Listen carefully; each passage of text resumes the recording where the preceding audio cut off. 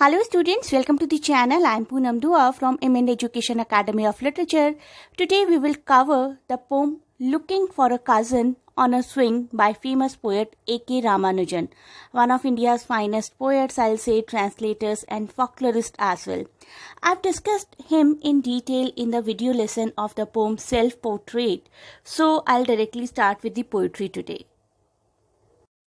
ये poetry child psychology से related बहुत ही एक खूबसूरत पोइट्री है कि किस तरीके से बच्चों का अटैचमेंट होता है अपने कजिन्स के साथ अपने बचपन में and they try to find the same kind of innocent attachment when they grow into adults. So I'll say the poem preserves the poet's childhood memory of a cousin who was his playmate when they were children, and they would sit together on a swing and move rapidly, experiencing the innocent physical kind of touch.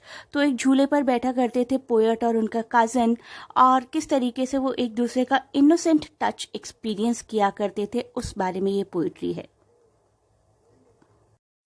तो मैंने आपको बताया बच्चों के बचपन से related है ये. बचपन को याद कर रहे हैं बच्चे, किस तरीके से एक दूसरे को टच किया करते थे. एक प्लेजरेबल, बहुत ही इनोसेंट टच हुआ करता था वो. और पेड़ों पर भी चढ़ा करते थे वो बच्चे. The girl grown up probably and got married and is unable to forget that particular pleasure of their innocent age. She settled down somewhere after marriage, and in the cities she looks for the same kind of swing, same kind of tree, but she is not able to find the same cousin, the same innocent touch. तो कहीं ना कहीं एक mood off nostalgia है इस poetry में कि पुरानी यादों को याद किया जा रहा है. अब देखिए ये पोइट्री की लाइन्स है कुछ, कितनी खूबसूरत लाइन्स है. एक गर्ल याद कर रही है कि कैसे 4-5 साल के हुआ करते थे वो बच्चे. The boy use to sit against the girl and they came into physical contact with each other, and this physical contact is the innocent touch, actually not the sexual physical contact, but the girl seems to be feeling some kind of sexual arousal at present, and she says with every lunge, with every move, every dive of the swing, she felt him. तो जैसे ही swing move किया करता था वो girl उस boy को feel किया करती थी, और आज अपनी यादों में वो गर्ल उस बॉय को फील कर रही है. Then she says, and afterwards we climbed a tree, she said, not very tall but full of leaves like those of a fig tree, and we were very innocent about it. तो girl says कि हम दोनों trees भी climb किया करते थे swings के बाद, और ट्रीज बहुत टॉल नहीं हुआ करते थे लेकिन फुल ऑफ ग्रीनरी जरूर हुआ करते थे. They were all innocent at that point of time, and they are all innocent about what they do under a leafy cover. तो इतने लीफी ट्रीज में वो क्या किया करते थे उस वक्त, उसके बारे में वो बिल्कुल इनोसेंट थे. Their thoughts, their attraction is quite innocent. And the poet here basically cites the example of a fig tree to symbolize their immature love, like that of Adam and Eve. तो जिसने भी पढ़ी है Paradise Lost, they can relate their love, their pure love to Adam and Eve also, yet they were also innocent about it. तो Adam और Eve भी अपने love के बारे में बहुत ही innocent थे बिफोर ईटिंग एप्पल. तो ऐसा लग रहा है कि पेड़ पर ये बच्चे चढ़ा करते थे, एक दूसरे को टच किया करते थे, and they use to feel a pleasure in that touch, और वो प्लेजर जो होता था बहुत ही इनोसेंट हुआ करता था. तो अब जो हमारी स्पीकर हैं वो बहुत ही नॉस्टैल्जिक हो चुकी हैं, और ऐसा लगता है कि जहाँ पर भी एट प्रेजेंट रहती हैं she looks for the same swing, जो कि अब उन्हें नहीं मिल सकता. बहुत पुरानी बात रही होगी.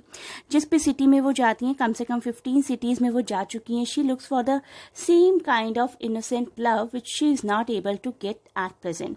सो she says she looked for the swing in all the 15 suburbs in the cities that she lived in. She also longs for the same physical touch, innocent physical touch once again, and pretends to be innocent about her feeling. She makes a comparison of figs also with her sexual desire. She makes such a comparison of her sexual desires and the figs that can burst out even at a sneeze.